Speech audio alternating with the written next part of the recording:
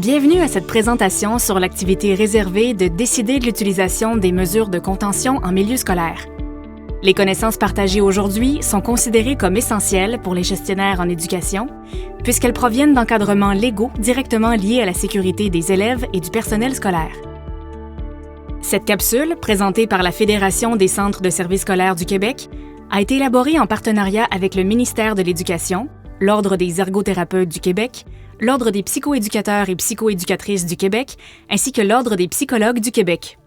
Elle s'adresse à tous les gestionnaires des centres de services scolaires, des commissions scolaires et des établissements privés, y compris les directions d'établissement. Notez que pour alléger le contenu de cette séance, le terme « ministère » sera utilisé pour désigner le ministère de l'Éducation, le terme « fédération » sera utilisé pour désigner la Fédération des centres de services scolaires du Québec, le terme « parent » sera utilisé pour désigner le titulaire de l'autorité parentale ou de la personne qui assume de fait la garde de l'élève, et le terme « cadre » sera utilisé pour désigner le cadre de référence sur les mesures de contrôle en milieu scolaire qui sera abordé dans la prochaine diapositive. Cette capsule s'inscrit dans le plan de déploiement du cadre coporté par le ministère et la Fédération depuis novembre 2024. Le contenu de ce référentiel a été validé à la suite de nombreuses consultations, notamment auprès des représentantes et représentants du personnel d'encadrement. Ce cadre vise à soutenir la réflexion et la mise en place d'actions concertées en matière d'intervention préventive, de gestion des comportements et de recours à des mesures de contrôle en milieu scolaire. Il se veut un outil pour favoriser un climat sain et sécuritaire, autant pour les élèves que pour le personnel scolaire, et ce, dans toutes les écoles du Québec. Cette capsule concerne spécifiquement l'activité réservée de décider de l'utilisation des mesures de contention. À prime abord, vous vous demandez sûrement « Qu'est-ce qu'une mesure de contrôle? Qu'est-ce qu'une mesure de contention? Est-ce que c'est la même chose? Qu'est-ce qu'une activité réservée? » Ces questions sont tout à fait normales et des réponses sont prévues dans les prochaines minutes. Il est également normal de ne pas maîtriser toutes les notions en matière de mesures de contrôle après cette présentation. Ce projet de déploiement est réalisé avec les différents milieux et offre notamment un soutien ainsi qu'un accompagnement ajusté et adapté aux réalités locales. Il est souhaité de prendre le temps de poursuivre ce déploiement ensemble. Ensemble, puisque la collaboration à tous les niveaux demeure un principe incontournable à l'implantation du cadre pour des retombées concrètes pour tous dans chaque école. Voici donc les objectifs de cette capsule. Le premier objectif est de mieux connaître l'activité réservée de décider de l'utilisation des mesures de contention. À cet égard, nous distinguerons ce qui est réservé et non réservé, nous nous familiariserons avec le contexte de pratique en interdisciplinarité, et nous identifierons le personnel professionnel travaillant en milieu scolaire habilité à décider de l'utilisation des mesures de contention, tout en prenant le temps de mieux connaître leur champ d'exercice. Le deuxième objectif est de comprendre les obligations déontologiques du personnel professionnel habilité à réaliser cette activité réservée. Enfin, le troisième objectif est de réfléchir au rôle de gestionnaire en éducation et à l'organisation des services en lien avec cette activité réservée.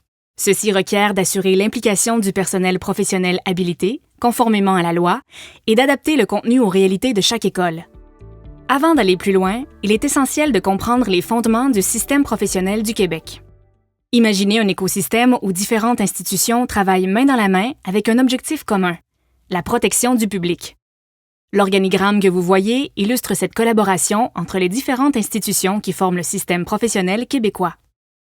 Ce système est encadré par une loi, le Code des professions. Cette loi régit l'exercice de 55 professions distinctes, chacune supervisée par l'un des 46 ordres professionnels existants. Les ordres professionnels, toujours dans une visée d'assurer la protection du public, veillent à la qualité des services. Par conséquent, les membres d'un ordre professionnel doivent se conformer à plusieurs obligations, dont voici quelques exemples. L'adhésion à l'ordre est obligatoire pour exercer légalement la profession. Les membres d'un ordre professionnel doivent pratiquer en respect de leur code de déontologie et sont responsables des services qu'ils offrent en se basant sur les meilleures pratiques. Ils doivent maintenir leurs compétences à jour par des activités de formation continue et sont soumis à un mécanisme d'inspection professionnelle. En tant que gestionnaire en éducation, il est important de comprendre que le personnel professionnel sous votre gouverne doit s'acquitter de tous les devoirs et obligations déterminés par le Code des professions, son ordre professionnel, en complément aux autres encadrements légaux tels que la loi sur l'instruction publique, le Code civil et bien d'autres. Il s'avère aussi important d'aborder de façon plus détaillée la notion d'activité réservée. C'est un concept possiblement nouveau ou imprécis pour plusieurs acteurs en milieu scolaire. Il arrive même d'entendre que les activités réservées, c'est juste pour le réseau de la santé. Eh bien non. Elles concernent tous les milieux, y compris celui de l'éducation. Une compréhension approfondie des activités réservées et de leur portée est un élément central de cette présentation, compte tenu de son incidence potentielle sur l'organisation des services professionnels au sein de nos écoles. Certaines professions sont qualifiées de professions à titre réservé d'exercice exclusif, ce qui veut dire que seuls leurs membres ont le droit d'utiliser un titre professionnel protégé et d'exercer certaines activités spécifiques qui leur sont exclusivement réservées par la loi. Pensez par exemple au titre de médecin. Seules les personnes qui détiennent un permis et sont inscrites au tableau de l'ordre peuvent exercer la médecine. Le diagnostic des maladies et la prescription des médicaments sont deux activités réservées, entre autres, aux médecins et bien connues du grand public. De la même manière, et comme nous le verrons, la décision d'utiliser des mesures de contention est une activité réservée à certains professionnels. Les activités réservées doivent être réalisées exclusivement par un professionnel membre de son ordre professionnel, autrement dit, un professionnel habilité à le faire. Vous voyez à l'écran, il est indiqué « exclusivement ». On ne peut donc pas déléguer l'activité réservée à d'autres corps d'emploi. La réserve d'activité professionnelle a pour effet d'obliger les intervenants admissibles à adhérer à leur ordre pour réaliser certaines activités jugées particulièrement préjudiciables, et ce, qu'importe le milieu de pratique. L'appartenance à un ordre professionnel vise à garantir que le professionnel détient les compétences nécessaires pour l'exercice des activités qui lui sont réservées et qu'il est visé par des mécanismes pour assurer une réelle protection du public, soit la protection des élèves en ce qui nous concerne. Pourquoi réserver certaines activités? La réserve d'activités spécifiques vise à protéger le public des risques de préjudice, une considération essentielle au regard de certaines clientèles vulnérables. En raison du niveau de complexité que comportent ces activités, leur réalisation sous-tend des compétences et des connaissances spécifiques requises. Qu'est-ce qu'une activité réservée partagée? Dans certains cas, une activité réservée est dite partagée du fait que divers professionnels peuvent l'exercer. Bien qu'elle soit partagée, la réalisation de l'activité réservée varie d'une profession à l'autre, car les professionnels mobilisent des compétences différentes, mais complémentaires.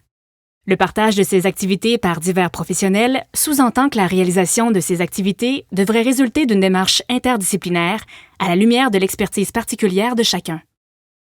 En tant que gestionnaire en éducation, vous êtes un acteur essentiel pour mettre en place les conditions nécessaires à une pratique professionnelle de qualité, ce qui inclut le respect des activités réservées dans un souci de protection des élèves. Maintenant que ces éléments contextuels importants ont été dits, entrons dans le vif du sujet. L'activité réservée de décider de l'utilisation des mesures de contention. Voici quelques définitions essentielles à intégrer progressivement dans votre rôle quotidien de gestionnaire en éducation.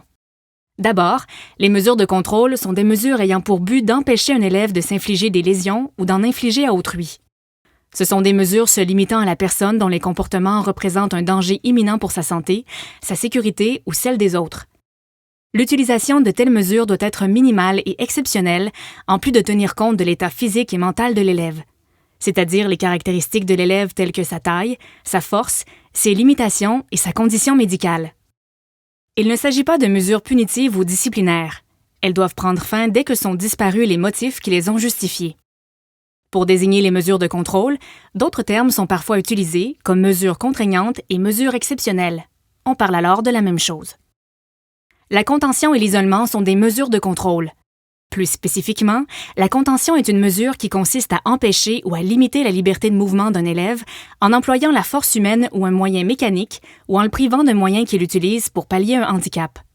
Tenir le bras de l'élève s'il résiste à un déplacement pour le diriger vers un local, maintenir physiquement un élève s'il frappe un camarade, utiliser un cache-boucle ou une veste de retenue dans le transport scolaire ou confisquer une marchette dans le but d'empêcher l'élève de circuler librement sont des exemples de contention. Cette définition est inscrite en gras puisque cette capsule concerne plus particulièrement la décision d'utiliser des mesures de contention. L'isolement est une mesure qui vise à confiner l'élève, pour un temps déterminé, dans un lieu d'où il ne peut sortir librement. Empêcher l'élève de quitter un espace en tenant la poignée d'une porte fermée ou lui bloquer l'accès physiquement ou à l'aide d'un objet sont des exemples d'isolement. Il est à noter que pour le milieu scolaire, il existe une distinction légale entre la décision d'utiliser l'isolement et la contention qui sera expliquée dans les prochaines minutes. Bien que cette capsule concerne plus particulièrement la contention, dans un souci de protection de l'élève, son contenu demeure tout autant applicable pour l'isolement. Afin de mieux comprendre l'activité réservée de décider de l'utilisation des mesures de contention, il est important de saisir l'historique qui nous y amène. Voici une ligne du temps sommaire en débutant par le bas. En 2003, la loi modifiant le Code des professions et d'autres dispositions législatives dans le domaine de la santé, PL 90, entre en vigueur. Il s'agit d'une loi qui vise la modernisation de la pratique professionnelle en santé physique au Québec.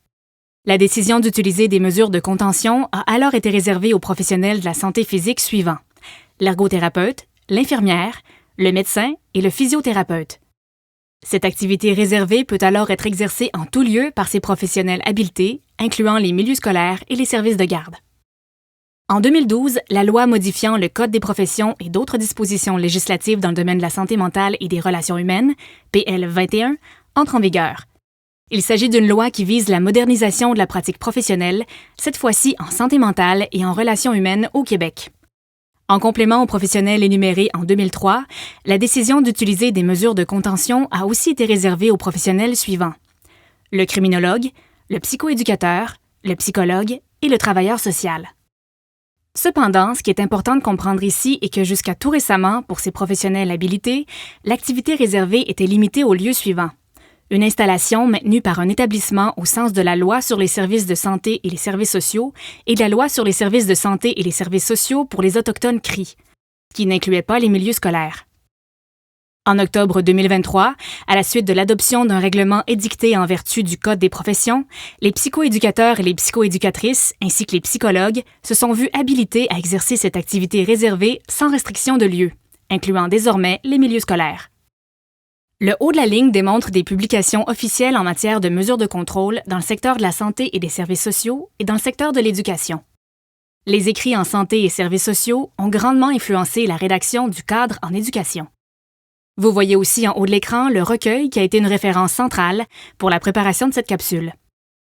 Il s'agit d'un guide dont la rédaction fut coordonnée par l'Office des professions du Québec, qui explique la loi modifiant le Code des professions et d'autres dispositions législatives dans le domaine de la santé mentale et des relations humaines. Un guide qui a été mis à jour en avril 2021. Donc, en résumé, aujourd'hui, dans les milieux scolaires au Québec, les professionnels habilités à réaliser l'activité réservée de décider de l'utilisation des mesures de contention sont, depuis 2003, les médecins, infirmières et infirmiers, ergothérapeutes et physiothérapeutes. Plus récemment, en octobre 2023, se sont ajoutés les psychoéducatrices et psychoéducateurs et psychologues. Cette capsule aborde spécifiquement l'activité réservée de décider de l'utilisation des mesures de contention. Une activité très importante à comprendre pour un gestionnaire en éducation, compte tenu de son rôle pour l'application des différents encadrements légaux dans son milieu. Donc, qu'est-ce que l'activité réservée de décider de l'utilisation des mesures de contention? C'est l'activité par laquelle un professionnel habilité décide de la nécessité de recourir à une mesure de contention dans un contexte d'intervention planifié. Le contexte d'intervention planifié est probablement une autre notion nouvelle ou imprécise pour plusieurs acteurs scolaires. Il s'agit de l'utilisation d'une mesure de contrôle préalablement planifiée pour intervenir, en situation d'urgence, auprès d'un élève qui présente un comportement connu et susceptible de se répéter, mettant en danger de façon imminente sa sécurité ou celle d'autrui. Cette activité réservée implique, entre autres, d'effectuer une évaluation rigoureuse nécessitant une collecte d'informations et une analyse pour déterminer les interventions préventives, les mesures alternatives ainsi que l'éventuel recours, en dernier lieu, à une mesure de contention. À travers sa démarche, le professionnel habilité vise à déterminer des interventions qui réduisent les risques de préjudice dans le respect de l'intégrité et de la dignité de l'élève. Il assure également une réévaluation périodique en vue du retrait de la contention lorsqu'elle n'est plus nécessaire. Il est à noter que tout comme la décision d'utiliser une mesure de contention, la décision de retirer une mesure de contention fait partie de l'activité réservée et ne peut être réalisée que par un professionnel habilité. Pour mieux comprendre la notion de contexte d'intervention planifié et pour mieux saisir la prochaine diapositive, voici la définition du contexte d'intervention non planifié qui sera abordée dans les prochaines minutes. Il s'agit d'une situation d'urgence où une mesure de contrôle est utilisée auprès d'un élève qui présente un comportement inhabituel et imprévisible, mettant en danger de façon imminente sa sécurité ou celle d'autrui. En ce qui concerne l'utilisation des mesures de contrôle dans sa globalité et pour respecter les encadrements légaux, voici un tableau synthèse qui présente les nuances très importantes à comprendre par le gestionnaire en éducation. Seule la décision d'utiliser des mesures de contention en contexte d'intervention planifiée est une activité réservée à l'ergothérapeute, à l'infirmière ou l'infirmier, au médecin, au physiothérapeute, à la psychoéducatrice ou au psychoéducateur et au psychologue en tout lieu, ce qui inclut le milieu scolaire. Ici, il est important de comprendre que c'est la décision qui est réservée et non l'application de la mesure de contention. La décision d'utiliser des mesures de contention en contexte d'intervention non planifiée ne constitue pas une activité réservée. Cependant, dès que la situation d'urgence est maîtrisée, il est important d'impliquer un professionnel habilité afin d'élaborer des interventions préventives, de mettre en place des mesures alternatives et, si nécessaire, de prendre la décision d'utiliser une mesure de contrôle. Dans toutes les situations, l'application d'une mesure de contention n'est pas réservée. Donc l'intervention, qu'elle soit planifiée ou non, peut être appliquée par tous les intervenants scolaires. C'est pourquoi la formation, le soutien et l'accompagnement sont essentiels, puisque tous les membres de l'équipe école peuvent être appelés à appliquer une mesure de contention lorsque la sécurité de l'élève ou d'autrui est compromise. Finalement, en milieu scolaire, légalement, la décision d'utiliser des mesures d'isolement n'est pas une activité réservée. C'est cette distinction légale qui existe entre l'isolement et la contention. Toutefois, les risques de préjudice reliés à l'isolement justifient de le traiter de la même façon que la contention. Donc, décider de l'utilisation des mesures de contention est une activité réservée, car l'utilisation de telles mesures comporte des risques de préjudice, l'utilisation de telles mesures porte atteinte à l'intégrité de l'élève et peut entraîner des dommages de nature physique ou psychologique. Étant donné les risques de préjudice importants liés à leur application, la contention constitue donc une mesure exceptionnelle et de dernier recours. Tout doit être fait pour en prévenir et en limiter l'application, d'autant plus que les risques de préjudice ne concernent pas uniquement l'élève, mais aussi ses pairs et le personnel scolaire. Pour ce faire, une action essentielle à réaliser consiste à travailler en équipe interdisciplinaire, en incluant les membres de l'équipe école, au moins un professionnel habilité, l'élève et ou ses parents, ainsi que les partenaires. Donc, l'objectif est clair. Tout doit être fait pour prévenir et limiter le recours aux mesures de contrôle. Comment se réalise l'activité réservée? Comme mentionné précédemment, en unissant les membres de l'équipe école, dont au moins un professionnel habilité en assurant une implication active de l'élève et ou de ses parents, et en invitant les partenaires lorsque requis. Cette équipe interdisciplinaire suivra la démarche simplifiée que vous voyez à l'écran, débutant par une évaluation de la situation de l'élève pour déterminer les causes sous-jacentes à ses comportements et ainsi mieux répondre à ses besoins. Une analyse commune avec l'élève et ou ses parents est essentielle pour déterminer les interventions de façon concertée en considérant toutes les interventions préventives et toutes les mesures alternatives à mettre en place pour éviter l'utilisation de mesures de contention. Au terme de l'évaluation du professionnel habilité, s'il est décidé de recourir à une mesure de contention, les mêmes principes directeurs doivent être observés en contexte d'intervention planifiée qu'en contexte d'intervention non planifiée.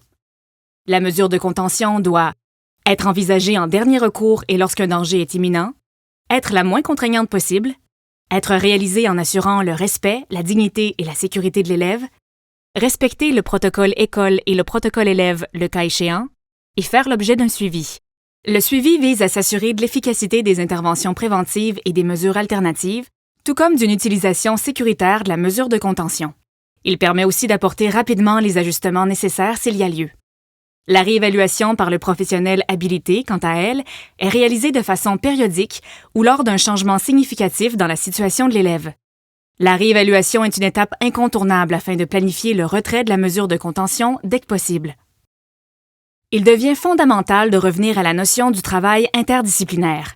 Même si décider de l'utilisation des mesures de contention représente une activité réservée, le travail en équipe, incluant l'élève et ou ses parents, le personnel scolaire et les partenaires, demeure un incontournable à cette prise de décision.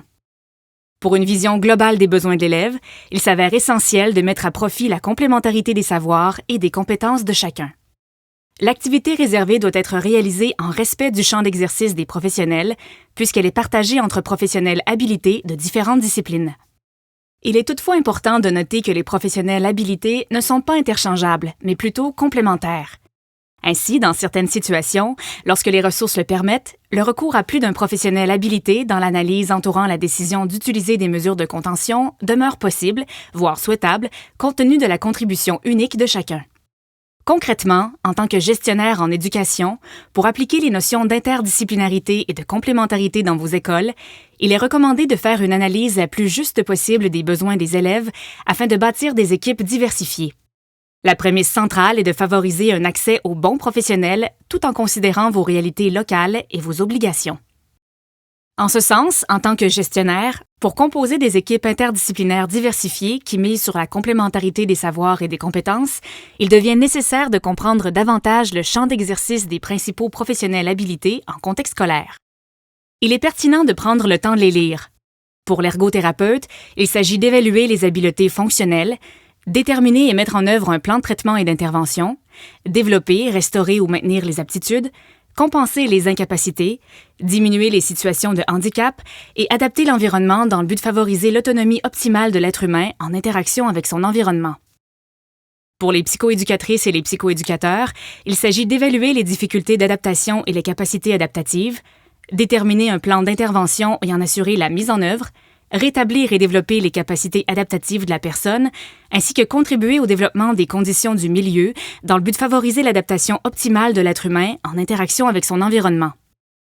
Pour les psychologues, il s'agit d'évaluer le fonctionnement psychologique et mental, ainsi que déterminer, recommander et effectuer des interventions et des traitements dans le but de favoriser la santé psychologique et de rétablir la santé mentale de l'être humain en interaction avec son environnement. Ces énoncés ne sont pas exhaustifs. Pour une compréhension précise de l'apport unique de chaque professionnel, nous vous encourageons vivement à consulter les documents de référence produits par les ordres professionnels respectifs qui sont affichés à l'écran. Concrètement, dans vos fonctions de gestion, il s'avère utile de discuter avec le personnel professionnel de vos écoles afin de mesurer leur apport potentiel et spécifique en matière de prévention et d'utilisation des mesures de contrôle. Vous pouvez partir de problématiques spécifiques vécues par des élèves, autant en milieu régulier qu'en milieu adapté, afin de clarifier et négocier les rôles et responsabilités de chacun selon vos réalités locales. Par exemple, un élève qui a besoin de soutien dans la gestion de ses émotions pourrait bénéficier d'interventions de plus d'un professionnel habilité, mais de façon différente. Cet élève peut tout autant bénéficier des interventions des autres membres de l'équipe école en fonction des rôles et responsabilités de chacun. Le caractère essentiel du travail interdisciplinaire a été mentionné précédemment et il s'agit d'une notion centrale à développer. En éducation, on réfère souvent au concept de collaboration école-famille-communauté pour souligner l'importance du travail d'équipe afin de favoriser la réussite éducative de chaque élève.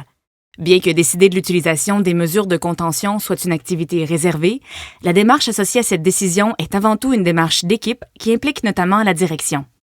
Plus les besoins de l'élève sont complexes, plus l'interdépendance entre les membres de l'équipe augmente et plus des savoirs ainsi que des compétences complémentaires sont nécessaires pour cibler des objectifs communs et des interventions efficaces.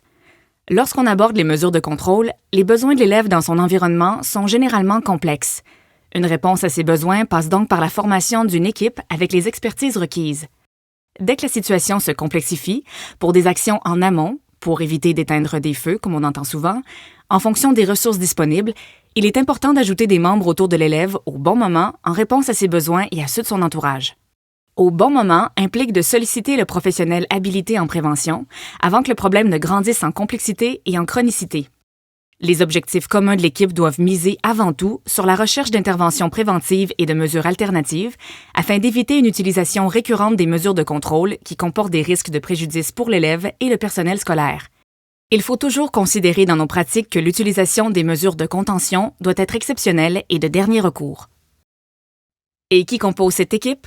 L'équipe école, direction, personnel enseignant, personnel en service de garde, intervenants parascolaires, personnel de soutien, personnel professionnel, etc.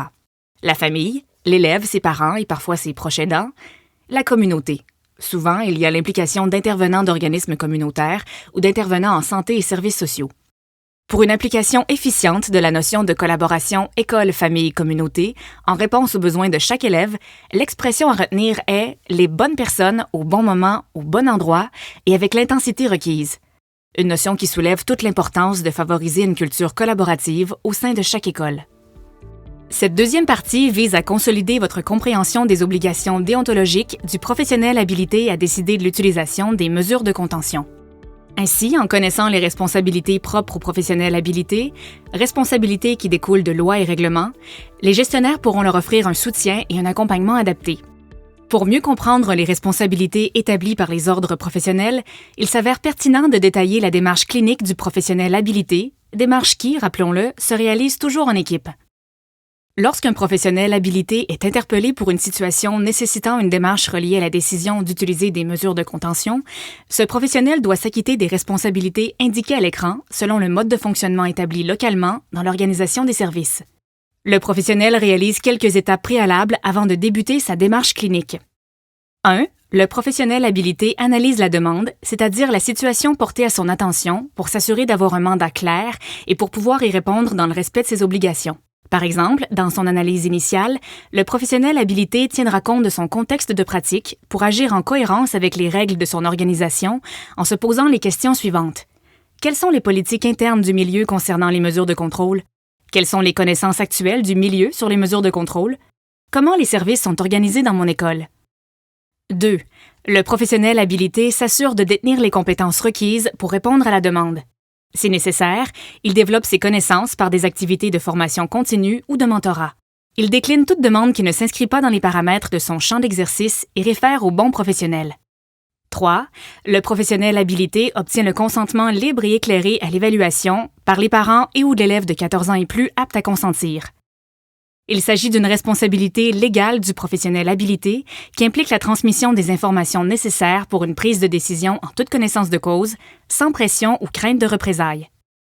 Une fois le consentement obtenu, le professionnel habilité réalise une démarche d'évaluation complète qui comprend plusieurs étapes en respect des obligations professionnelles.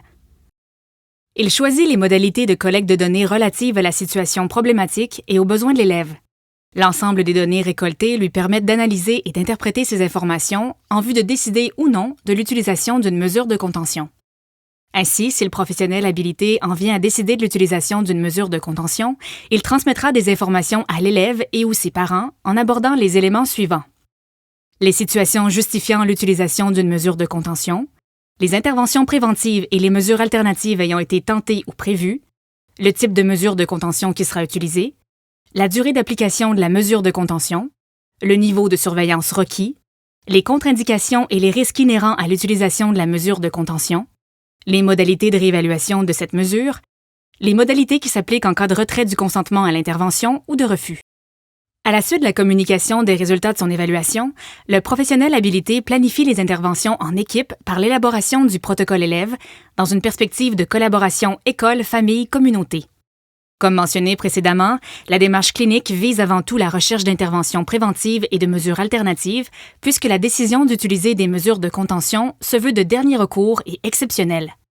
Tout comme pour l'évaluation, l'obtention du consentement libre et éclairé auprès des parents et ou de l'élève de 14 ans et plus apte à consentir est requise pour les interventions recommandées par le professionnel habilité. Il importe de souligner que la planification des interventions, tout comme la mise en œuvre de celles-ci, s'effectue selon une responsabilité partagée entre le professionnel habilité et la direction d'établissement. En effet, la direction d'établissement soutient le travail du professionnel habilité en mettant en place des conditions favorables en ce qui a trait à la mise en œuvre du protocole élève par le personnel impliqué et en veillant à ce que les intervenants qui appliquent la mesure de contention possèdent une formation appropriée. Le professionnel habilité procède à une réévaluation puisque la décision d'utiliser une mesure de contention n'est jamais considérée comme finale ou irréversible. En reconduisant les étapes A, B et C, le professionnel habilité, selon l'évolution de la situation de l'élève, révise sa décision tout en recommandant des interventions favorisant le retrait de la mesure de contrôle le plus rapidement possible. Tout au long de la réalisation de sa démarche clinique, le professionnel habilité doit agir en conformité avec ses obligations relatives à la tenue des dossiers. Il se doit de laisser des traces dans son dossier professionnel de l'ensemble de sa démarche d'évaluation menant à la prise de décision d'utiliser une mesure de contention et les interventions recommandées. Pour approfondir la question de l'implication du professionnel habilité, nous vous encourageons à consulter le chapitre 5 du cadre. Ici, il est possible que la description de toutes ces étapes amène de nombreuses questions d'applicabilité dans votre contexte scolaire. C'est normal et c'est ici qu'il est important de se rappeler le projet de déploiement du cadre mentionné en début de séance. Un projet qui sera réalisé collectivement. Prendre le temps ensemble d'améliorer nos pratiques, de continuer ce qui fonctionne déjà et d'apporter graduellement les modifications requises selon les réalités de chacun. Un projet qui nécessitera une collaboration à tous les niveaux ainsi qu'une communication efficace. L'idée est de progresser un pas à la fois vers une amélioration continue et un ajustement graduel des pratiques, en veillant à une implication active de tous les acteurs concernés. Mais il s'agit d'un projet collectif pour une visée commune primordiale: favoriser un climat sain et sécuritaire pour tous, autant pour les élèves que pour le personnel scolaire. La dernière partie de cette capsule vise à enrichir les réflexions sur le rôle du gestionnaire en éducation et l'organisation des services, maintenant que la notion d'activité réservée a été approfondie. Dans toutes les démarches reliées à la décision d'utiliser des mesures de contention, il est incontournable de se rappeler l'importance d'une démarche d'équipe où la responsabilité est partagée entre tous les membres. Cette capsule aborde davantage les rôles et responsabilités du personnel professionnel habilité. Maintenant que la notion d'activité réservée de décider de l'utilisation des mesures de contention et son application en milieu scolaire ont été clarifiées, dans une perspective de responsabilité partagée, voici un bref aperçu des responsabilités qui incombent aux directions d'établissement telles que mentionnées dans le cadre. Prendre les moyens pour assurer le bien-être physique et psychologique de son personnel, connaître et respecter les orientations de son organisation relatives à l'utilisation des mesures de contrôle, établir un PI adapté aux besoins de l'élève, voire à sa réalisation et à son évaluation périodique, et en informer régulièrement ses parents, prévoir et organiser des activités de formation destinées aux membres de son personnel, y compris la formation nécessaire pour le personnel professionnel habilité à décider de l'utilisation des mesures de contention, assurer la présence et l'implication de personnel professionnel habilité conformément à la loi, soutenir activement l'équipe école dont le personnel professionnel habilité dans la prise de décision relative à l'utilisation de mesures de contrôle, veiller à l'application des recommandations émises par les professionnels habilités auprès du personnel impliqué, favoriser la participation active de l'élève et de ses parents, susciter l'action et la collaboration chez le personnel, les parents et les partenaires en mettant en place des conditions favorables, par exemple prévoir des modalités de concertation et des moyens de faciliter la participation active des parents à la prise de décision. Vous exercez déjà certaines de ces responsabilités, mais l'information contenue dans cette capsule vous permettra de continuer, ajuster, parfaire ou modifier certaines pratiques de gestion dans une perspective d'amélioration continue. Et pour ça, il faut se laisser le temps. Pour terminer, voici une mise en situation concrète pour appliquer le contenu de cette capsule.